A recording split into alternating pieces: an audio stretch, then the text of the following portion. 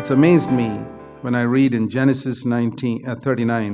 ನನಗೆ ವಿಸ್ಮಯ ಅನ್ನಿಸ್ತು ಆದಿಕಾಂಡ 39ನೇ ಅಧ್ಯಾಯವನ್ನ ಓದುವಾಗ. Genesis 39. I was recently thinking about it also. Genesis 39. ನಾನು ಇತ್ತೀಚೆಗೆ ಯೋಚನೆ ಮಾಡ್ತಾ ಇದ್ದೆ ಆದಿಕಾಂಡ 39ನೇ ಅಧ್ಯಾಯವನ್ನ. How Joseph, when he was tempted by Potiphar's wife, ಹೇಗೆ ಯೋಸೇಫನು ಪೋಟಿಫರನ ಹೆಂಡತಿಯಿಂದ ಶೋಧನೆಗೆ ಒಳಗಾದನು ಎಂಬುದಾಗಿ ಯೋಚನೆ ಮಾಡ್ತಾ ಇದ್ದೆ. he noticed the answer he gave to Potiphar's wife. ಪೋಟಿಫರನ ಹೆಂಡತಿಗೆ ಯೋಸೇಫನು ಕೊಟ್ಟಂತ ಉತ್ತರವನ್ನ ಇಲ್ಲಿ ಗುರುತು ಮಾಡ್ಕೊಳ್ರಿ. When she said to him, Genesis 39 verse 7, lie with me, he refused. ಆಕೆಯು ಆದಿಕಾಂಡ 39ನೇ ಅಧ್ಯಾಯ 7ನೇ ವಚನದಲ್ಲಿ ನನ್ನೊಟ್ಟಿಗೆ ಮಲಗು ಎಂಬುದಾಗಿ ಯೋಸೇಫನಿಗೆ ಹೇಳಿದಾಗ ಆತನು ಅದನ್ನ ನಿರಾಕರಿಸಿದನು. And he said in the last part of verse 9, how can I do this great evil and sin against God? 9ನೇ ವಚನ ಕಡೆ ಭಾಗದಲ್ಲಿ ಈ ರೀತಿಯಾಗಿ ಯೋಸೇಫನ್ ಹೇಳ್ತಾನೆ, ದೇವರಿಗೆ ವಿರೋಧವಾಗಿ ಇಷ್ಟು ಕೆಟ್ಟ ದೊಡ್ಡ ಪಾಪವನ್ನ ನಾನು ಮಾಡುವುದು ಹೇಗೆ ಅಂತ. Imagine a 19-year-old young man. ಕಲ್ಪಿಸಿಕೊಳ್ಳ್ರಿ 19 ವರ್ಷದ ಯೌವನಸ್ಥನು saying something like that, who has no Bible. ಆತನು ಈ ರೀತಿಯಾಗಿ ಹೇಳುವಂತವನು ಆತನ ಬಳಿ ಸತ್ಯವೇದ ಇರಲಿಲ್ಲ. And Jesus hasn't come, he doesn't know anything about Jesus Christ. ಯೇಸು ಕ್ರಿಸ್ತನು ಇನ್ನೂ ಬಂದಿರಲಿಲ್ಲ, ಯೇಸು ಕ್ರಿಸ್ತನ ಕುರಿತಾಗಿ ಆತನಿಗೆ ಇನ್ನೂ ಗೊತ್ತಿರಲಿಲ್ಲ. No Holy Spirit dwelling in him. ಆತನಲ್ಲಿ ಪವಿತ್ರಾತ್ಮನು ನೆಲೆಸಿರಲಿಲ್ಲ. No fellowship, no meetings, ಅನ್ಯೋನ್ಯತೆ ಇರಲಿಲ್ಲ, ಕೂಟಗಳು ಇರಲಿಲ್ಲ. No marriage seminars, no instructions on to young people how to overcome temptations of sex. ಲೈಂಗಿಕತೆ ವಿಷಯವಾಗಿ ಯೌವನಸ್ಥರು ಹೇಗೆ ಜಯಿಸಬೇಕು ಎಂಬುದಾಗಿ ಸಲಹೆಗಳು ಇರಲಿಲ್ಲ. ಮದುವೆಗೆ ಸಂಬಂಧಪಟ್ಟಂತ ಪ್ರಸಂಗಗಳಿರಲಿಲ್ಲ. Today people need to hear so many messages on overcoming sexual temptation. He didn't hear one. ಜನರು ಇಂದು ಲೈಂಗಿಕತೆ ವಿಷಯವಾಗಿ ಜಯಗಳಿಸುವುದು ಹೇಗೆ ಎಂಬುದಾಗಿ ಅನೇಕ ಸಂದೇಶಗಳನ್ನು ಗಳಿಸ್ಕೋಬಹುದು. ಆದರೆ ಯೋಸೇಫನು ಒಂದೇ ಒಂದು ಸಂದೇಶವನ್ನ ಆ ರೀತಿಯಾಗಿ ಪಡ್ಕೊಳಕ್ಕಾಗಿರ್ಲಿಲ್ಲ. And he didn't have a Bible. ಆತನ ಬಳಿ ಸತ್ಯವೇದ ಇರಲಿಲ್ಲ. He had a God-fearing father who told him a little bit, but that father was not here. It left him. I mean, he was sold away as a slave, and his family was far away in a heathen country, far away from relatives, friends. ಯೋಸೇಫನಿಗೆ ದೇವರಿಗೆ ಭಯಪಡುವಂಥ ತಂದೆ ಇದ್ದನು, ಸ್ವಲ್ಪ ಅಲ್ಪ ಆತನಿಗೆ ಕಲಿಸಿಕೊಟ್ಟಿದ್ದನು. ಆದರೆ ಆತನು ಕುಟುಂಬದಿಂದ ದೂರ ಉಳಿದಿದ್ದನು, ದಾಸನಾಗಿ ಮಾರಾಟಗೊಂಡಿದ್ದನು. ಆತನ ಬಳಿ ಕುಟುಂಬ ಇರಲಿಲ್ಲ, ಸ್ನೇಹಿತರಿರಲಿಲ್ಲ, ಅನ್ಯ ದೇಶದಲ್ಲಿ ವಾಸ ಮಾಡ್ತಾ ಇದ್ದನು. And he's not going after a woman, it's a woman coming after him, and you can see a lot of that today also. ಆತನು ಸ್ತ್ರೀ ಹಿಂದ್ಗಡೆ ಓಡ್ತಿರ್ಲಿಲ್ಲ, ಸ್ತ್ರೀಯು ಆತನ ಹಿಂದ್ಗಡೆ ಓಡಿ ಬರ್ತಾ ಇದ್ಲು. ಈ ರೀತಿಯಾಗಿ ಇವತ್ತು ಬಹಳವಾಗಿ ಕಾಣುತ್ತೇವೆ ನಾವು. Women will throw themselves at you. ಸ್ತ್ರೀಯರು ತಾವಾಗೆ ನಿಂಬಳಿ ಬಂದ್ಬಿಡ್ತಾರೆ. Imagine. ಕಲ್ಪಿಸ್ಕೊಳ್ರಿ. Maybe she was an attractive woman. Some attractive woman throws herself at you. ಆಕೆ ಆಕರ್ಷಿತ ಸ್ತ್ರೀಯಾಗಿದ್ದಳು. ಒಬ್ಬ ಆಕರ್ಷಿತ ಸ್ತ್ರೀಯು ನಿಮ್ಮ ಬಳಿಗೆ ಬಂದುಬಿಟ್ರೆ ಏನ್ ಮಾಡ್ತೀರಿ? And there's nobody you know around and you're all alone in the room. ನೀವು ಕೊಠಡಿಯಲ್ಲಿ ಒಬ್ಬರೇ ಇರ್ತೀರಿ, ನಿಮ್ಮ ಸುತ್ತಮುತ್ತ ಯಾರು ಇರೋದಿಲ್ಲ. And you're far away and ನೀವು ಬಹಳ ದೂರವಾಗಿರ್ತೀರಿ. Boy, you got to admire this fellow Joseph. ನೀವು ಈ ಯೋಸೇಫನನ್ನ ಮೆಚ್ಚಿಕೊಳ್ಳಬೇಕು ಅಥವಾ ಪ್ರಶಂಸಿಸಬೇಕು. That taught me one thing. ಅದು ನನಗೆ ಒಂದು ಸಂಗತಿಯನ್ನ ಕಲಿಸಿಕೊಡ್ತು. To overcome sexual temptation, you don't need the Bible. ನೀವು ಲೈಂಗಿಕ ಶೋಧನೆಯನ್ನ ಜಯಿಸಲು ನಿಮಗೆ ಸತ್ಯವೇದದ ಅವಶ್ಯಕತೆ ಇಲ್ಲ. You don't need a church. ನಿಮಗೆ ಸಭೆಯ ಅವಶ್ಯಕತೆ ಕೂಡ ಇಲ್ಲ. You don't need to hear messages on how to overcome sexual temptation. ಲೈಂಗಿಕ ಶೋಧನೆಯನ್ನ ಜಯಿಸುವುದು ಹೇಗೆ ಎಂಬಂತ ಸಂದೇಶವನ್ನ ಕೇಳುವುದು ಕೂಡ ಅವಶ್ಯಕತೆ ಇಲ್ಲ. You don't need fellowship. You don't need anything except the fear of God. ನಿಮಗೆ ಅನ್ಯೋನ್ಯತೆ ಅವಶ್ಯಕತೆ ಇಲ್ಲ, ನಿಮಗೆ ಬೇರೆ ಏನೂ ಕೂಡ ಅವಶ್ಯಕತೆ ಇಲ್ಲ, ಆದರೆ ದೇವರ ಭಯ ಮಾತ್ರ ಇರಬೇಕು. What all excuses we make when we fall into sexual sin. ನಾವು ಲೈಂಗಿಕ ಪಾಪದಲ್ಲಿ ಬಿದ್ದಾಗ ಏನೆಲ್ಲಾ ಕಾರಣಗಳನ್ನ ನಾವು ಕೊಡುತ್ತೇವೆ. Oh, I am not filled with the Holy Spirit. Oh, brother, I was not careful. I wasn't reading the Bible enough. I wasn't attending the meetings enough. No, brother. ಓ ಸಹೋದರ, ನಾನು ಸತ್ಯವೇದವನ್ನು ಅಷ್ಟಾಗಿ ಓದ್ತಾ ಇಲ್ಲ, ಅಷ್ಟಾಗಿ ಎಚ್ಚರಿಕೆಯಿಂದ ಇಲ್ಲ, ನಾನು ಅಷ್ಟಾಗಿ ಕೂಟಕ್ಕೆ ಬರ್ತಾ ಇಲ್ಲ, ನಾನು ಪವಿತ್ರಾತ್ಮನಿಂದ ತುಂಬಲ್ಪಟ್ಟಿಲ್ಲ ಎಂಬುದಾಗೆಲ್ಲ ಹೇಳ್ತೇವೆ. ಇಲ್ಲ ಸಹೋದರ, ಆ ಥರ ಅಲ್ಲ. Go to the root cause. You have no reverence for God. ಇದಕ್ಕೆಲ್ಲ ಮೂಲ ಕಾರಣಕ್ಕೆ ನೀವು ಹೋಗಬೇಕು. ನಿಮ್ಮಲ್ಲಿ ದೇವರ ಬಗ್ಗೆ ಗೌರವ ಇಲ್ಲ. He wasn't there. ಆತನು ಅಲ್ಲಿಲ್ಲ ಅಂತ ಅನ್ಕೊಳ್ತೀರಿ. In your eyes, he was there watching you, but you ignored him. ನಿಮ್ಮ ದೃಷ್ಟಿಯಲ್ಲಿ ಆತರ ಅಂದ್ಕೊಳ್ತೀರಿ ಆತ ಇಲ್ಲ ಅಂತ, ಆದ್ರೆ ಆತನ ಇದ್ದಾನೆ, ಆದರೆ ನೀವು ಆತನನ್ನು ಕಡೆಗಣಿಸಿದ್ದೀರಿ. Every time we fall, even in our thoughts, in the sexual area, and I'm talking married people, ಪ್ರತಿ ಬಾರಿ ನಾವು ಬಿದ್ದಾಗ ನಮ್ಮ ಯೋಚನೆಯಲ್ಲಿಯೂ ಸಹ, ಅದರಲ್ಲೂ ಲೈಂಗಿಕ ಕ್ಷೇತ್ರದಲ್ಲಿ, ನಾನು ಮದುವೆ ಆದಂಥವರಿಗೆ ಮಾತನಾಡ್ತಾ ಇದ್ದೀನಿ. you're working with women, I'll tell you this, if you're not faithful in this area, you will never have wisdom. ಅದರಲ್ಲೂ ನೀವು ಒಬ್ಬ ಸ್ತ್ರೀಯೊಟ್ಟಿಗೆ ಕೆಲಸ ಮಾಡುವಂಥ ಸಂದರ್ಭದಲ್ಲಿ ನೀವು ನಂಬಿಗಸ್ತರಾಗಿಲ್ಲ ಅಂದರೆ ನಾನು ನಿಮಗೆ ಹೇಳಕ್ಕೆ ಇಷ್ಟಪಡ್ತೀನಿ, ನಿಮ್ಮಲ್ಲಿ ಜ್ಞಾನವಿಲ್ಲ. You say, what's the connection between my talking flirtatiously and never touching a woman at my office, but just talking flirtatiously and having problems at home? ನೀವು ಅಂದ್ಕೊಳ್ಬಹುದು, ನಾನು ಕೆಲಸ ಮಾಡುವಂಥ ಸ್ಥಳದಲ್ಲಿ ಒಬ್ಬ ಸ್ತ್ರೀಯೊಟ್ಟಿಗೆ ಹಾಗೆ ಹರಟೆ ಮಾತುಗಳನ್ನು ಆರಾಮಾಗಿ ಮಾತಾಡ್ತೀನಿ, ಆಕೆಯನ್ನು ಮುಟ್ಟೋಕ್ಕೆ ಕೂಡ ಹೋಗೋದಿಲ್ಲ, ಆದರೆ ನನ್ನ ಮನೆಯಲ್ಲಿ ಸಮಸ್ಯೆ ಇದೆ, ಇದಕ್ಕೂ ಏನು ಸಂಪರ್ಕ ಅಂತ. You don't have fear of God there, and the fear of God is the beginning of wisdom. ಅದು ನಿಮ್ಮಲ್ಲಿ ದೇವರ ಭಯ ಇಲ್ಲ ಅಂತ ತೋರಿಸುತ್ತೆ. ಜ್ಞಾನದ ಪ್ರಾರಂಭ ಅಥವಾ ಜ್ಞಾನದ ಮೂಲ ದೇವರ ಭಯವಾಗಿದೆ. And there in your office, you prove the whole day that you have no fear of God at all. ನೀವು ಕೆಲಸ ಮಾಡುವಂಥ ಸ್ಥಳದಲ್ಲಿ ನೀವು ರುಜುವಾತು ಪಡಿಸ್ತೀರಿ, ನಿಮ್ಮಲ್ಲಿ ದೇವರ ಭಯವು ಸ್ವಲ್ಪವೂ ಸಹ ಇಲ್ಲ ಅಂತ. Oh, you're never going to get wisdom. You're never going to get wisdom to run your home. ಆಗ ನೀವು ಜ್ಞಾನವನ್ನು ಪಡೆದುಕೊಳ್ಳಲು ಆಗೋಲ್ಲ. ನಿಮ್ಮ ಮನೆಯನ್ನು ನಡೆಸಲು ಕೂಡ ನೀವು ಜ್ಞಾನವನ್ನು ಸಂಪಾದಿಸಿಕೊಳ್ಳಲಾಗಲ್ಲ. You're never going to get wisdom to have a happy marriage. ಒಳ್ಳೆ ಸಂತೋಷಕರ ಮದುವೆ ಜೀವಿತಕ್ಕೆ ನೀವು ಜ್ಞಾನವನ್ನು ಪಡೆದುಕೊಳ್ಳಲ್ಲ. Because it's wisdom that builds the house.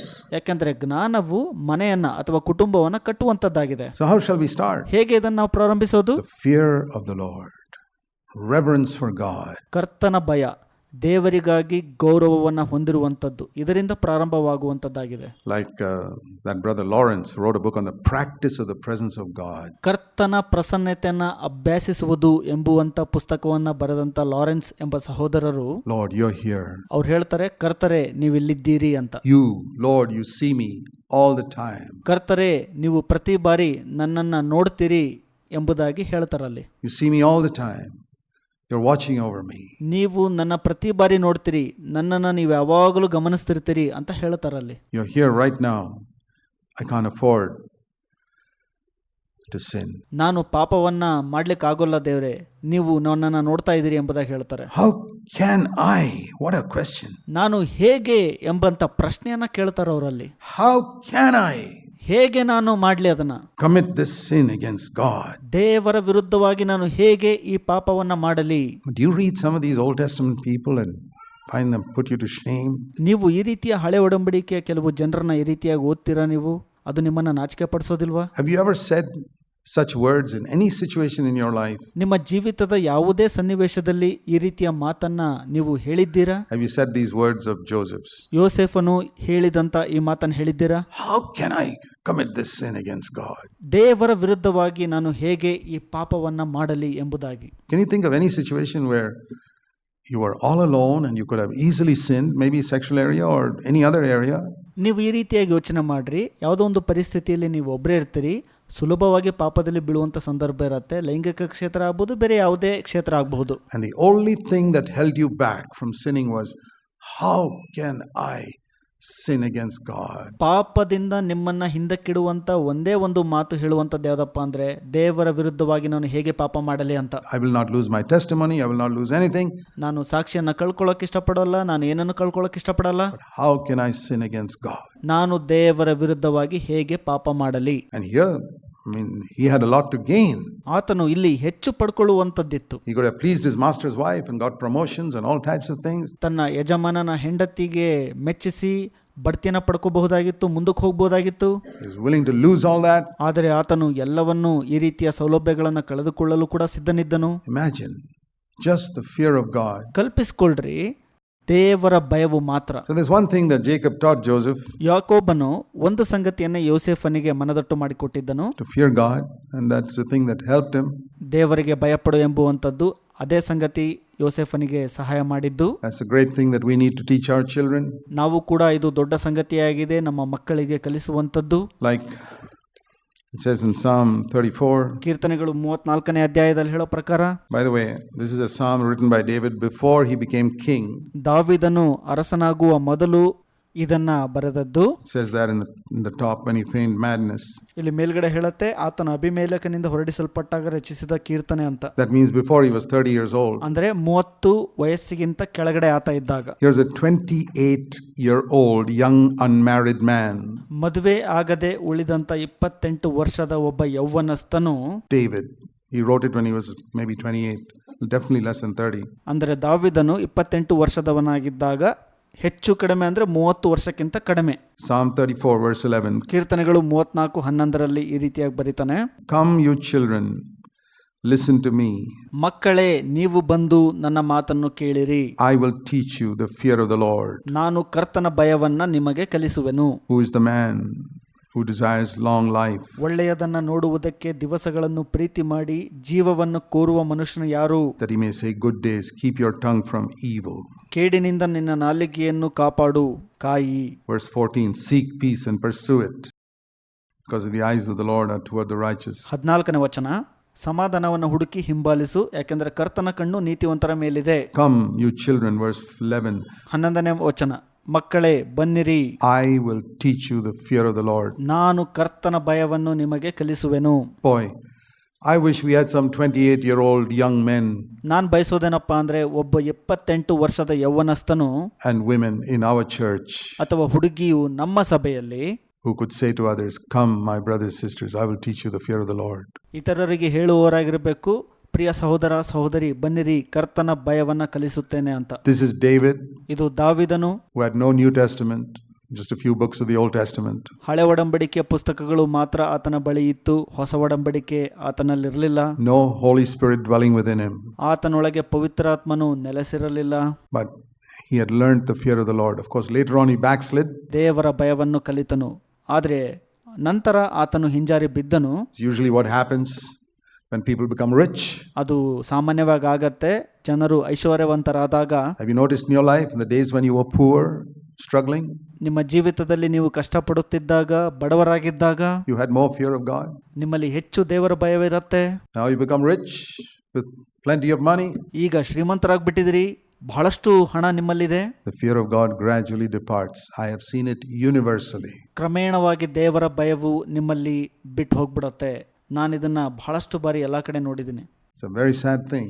ಇದು ಬಹಳ ದುಃಖದ ಸಂಗತಿ. It happened to David. That's why he completely lost the fear of the Lord. Later on married 8 wives and ಅಲ್ಲಿ ನಂತರ ದಾವೀದನು ಸಂಪೂರ್ಣವಾಗಿ ದೇವರ ಭಯವನ್ನ ಕಳೆದುಕೊಂಡಿದ್ದಕ್ಕಾಗಿ ನಂತರ 8 ಪತ್ನಿಯರನ್ನ ಮದುವೆಯಾದನು, ಹಿಂಜಾರಿ ಬಿದ್ದನು. I don't know how many concubines he had and ಆತನಿಗಿದ್ದಂತ ಉಪಪತ್ನಿಯರು ಎಷ್ಟು ಅಂತ ನನಗೆ ಗೊತ್ತಿಲ್ಲ.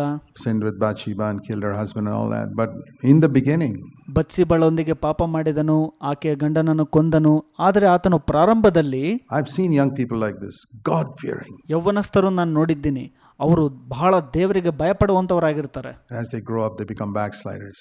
ಆದರೆ ಅವರು ಬೆಳೀತಾ ಬೆಳೀತಾ ಹಿಂಜಾರಿ ಬೀಳುವವರಾಗ್ಬಿಡ್ತಾರೆ. It need not be like that. ಆ ರೀತಿಯಾಗಿ ಆಗ್ಬೇಕು ಅಂತನೂ ಏನಿಲ್ಲ. In the New Testament, we can go from glory to glory to glory to glory. ಹೊಸ ಒಡಂಬಡಿಕೆಯಲ್ಲಿ ನಾವು ಒಂದು ಪ್ರಭಾವದಿಂದ ಮತ್ತೊಂದು ಪ್ರಭಾವಕ್ಕೆ ಹೋಗಬಹುದು. The path of the righteous to shine more and more until the perfect day. ನೀತಿವಂತನ ಮಾರ್ಗವು ಪರಿಪೂರ್ಣದ ದಿನದವರೆಗೂ ಹೆಚ್ಚು ಪ್ರಜ್ವಲಿಸುತ್ತಾ ಹೋಗಬೇಕು.